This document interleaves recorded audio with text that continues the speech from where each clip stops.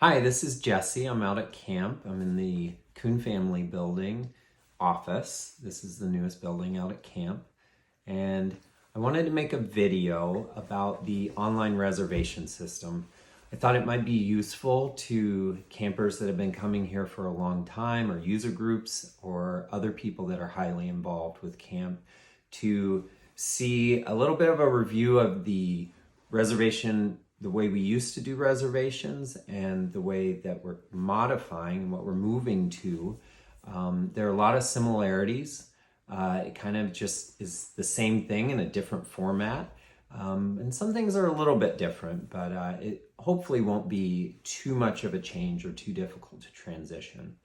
So previously, when somebody wanted to make a reservation, they would call in or they'd send an email and they'd check with the managers to find out if a certain facility was available. We would check the handy dandy trusty binder and our calendars, where we kept basically a logbook of everybody that was coming in throughout the year and see if those dates were available, and then we'd let them know.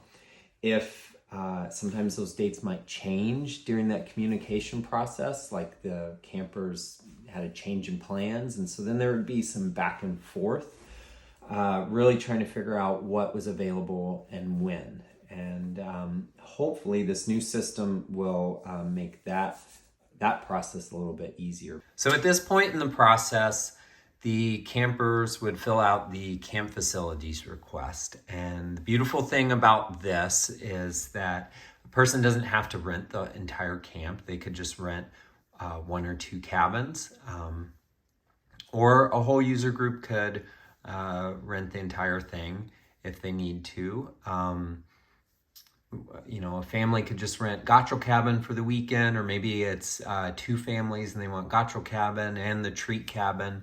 Well, that still leaves the lodge available for maybe a school group. So it's a pretty great system here that makes it where people don't have to rent the whole place. But I just want to do a little review here. We'll take a look at Gotcho Cabin. So the minimum nightly charge is $150. And over here it says $80 plus $10 per person per night. So really what that tells us is that if there are over six campers, there's a fee for each person after the sixth person. So then they come over here and figure out the facility rate and the amount of nights and then the camper fee, and then put those together and they get a total here. And it can be a little bit complicated and a little bit daunting to figure out. And then they have their projected total. They'll send in a deposit. Right now, that's just done through the mail, the post office, and then they'll pay their remaining balance in person when they get here.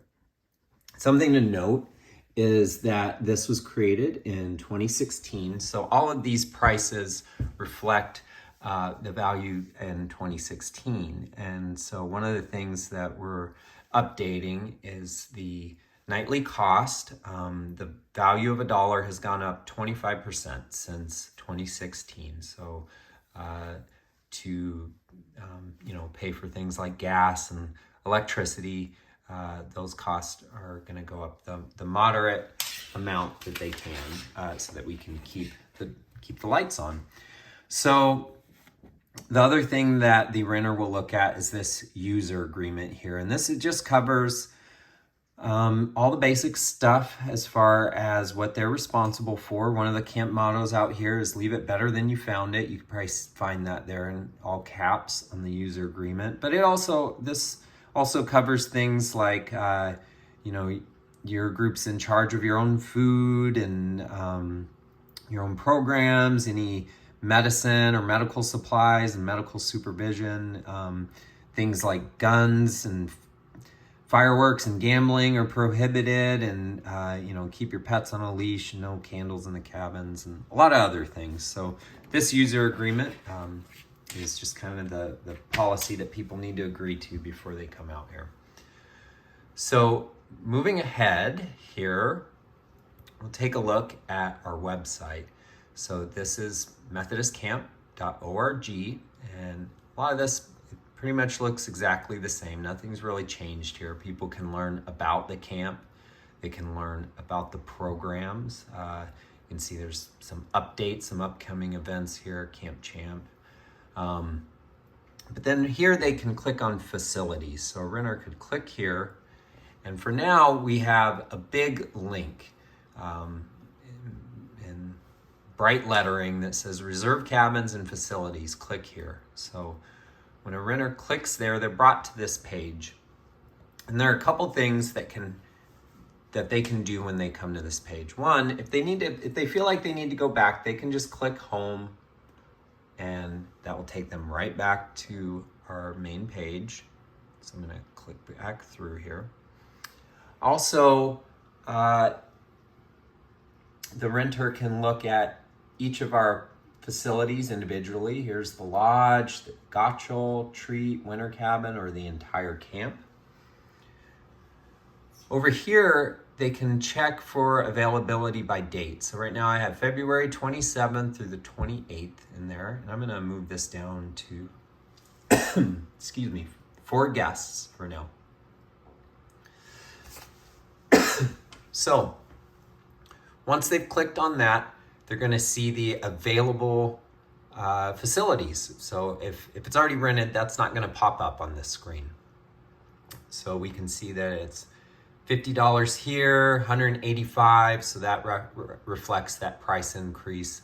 It used to be $150, now it's $185. The lodge is $250, it used to be $200. Entire camp is $750, it was $600. So again, those price increases are through the roof. So for right now, we're set up for 4 guests. I'm gonna go ahead and click 5, and we'll do the search. And we'll see that the prices remain the same. According to our system here, for the winter cabins, it's an extra for over 5. So we'll come over here, and the renter doesn't need to be going back and forth between those pages. I'm just doing that for illustration.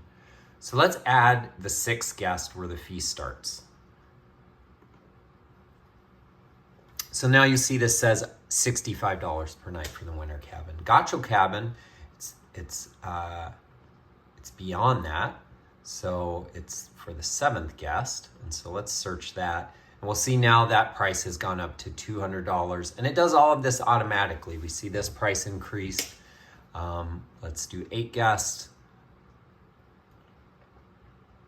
Great. So let's say we're going to rent the gotcho cabin for 8 people.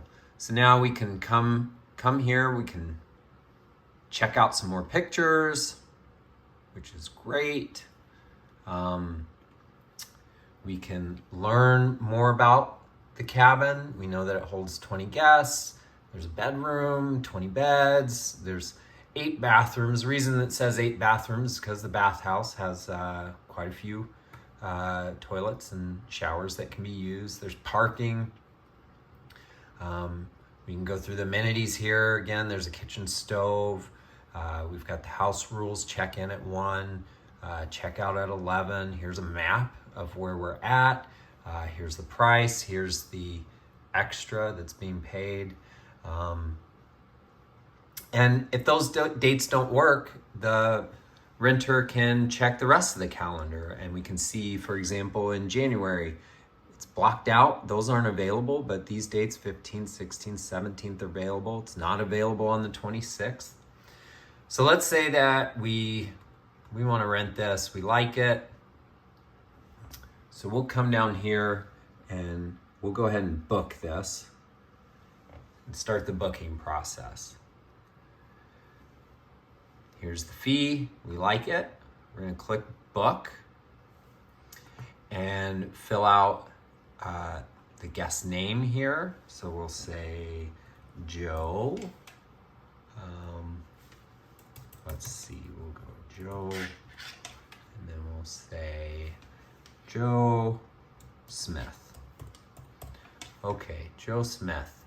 And then we'd fill out the email, phone number. and we can even write a little comment. Now, at this point, there are the rental conditions, and so they're all going to pop up. And one addition is we've added some fees for cleaning, and that way that's right here in the agreement, and people know ahead of time that if they leave a mess, they're going to be charged a fee. But otherwise, this is basically the same user agreement that you saw before. At that point, they would request to book. And when they request to book, they'll start messaging. That message will get sent to the manager. And so this isn't an automatic booking. It has to be approved by the manager. So the manager will see that and see who it is, know who the user group is, and confirm that. And that'll start a process there. Now, along the way, if they have any questions, our phone number is right here on the main page. Back here, we've got our email and our phone number again. But if they're here on this page, they're going to be able to message us directly through this page, and that shows up in the manager's email, but we can send messages back and forth if there are any questions, and we can clarify anything that needs to happen. So hopefully this helps people that might be transitioning to the new system, helps you see that there are a lot of similarities. We don't have online payments yet, but hopefully we will soon, shortly, and that would make this hopefully a little bit easier for everyone. So it's a lot of the same, just in a new package, and hopefully it lets people come visit camp a little bit easier.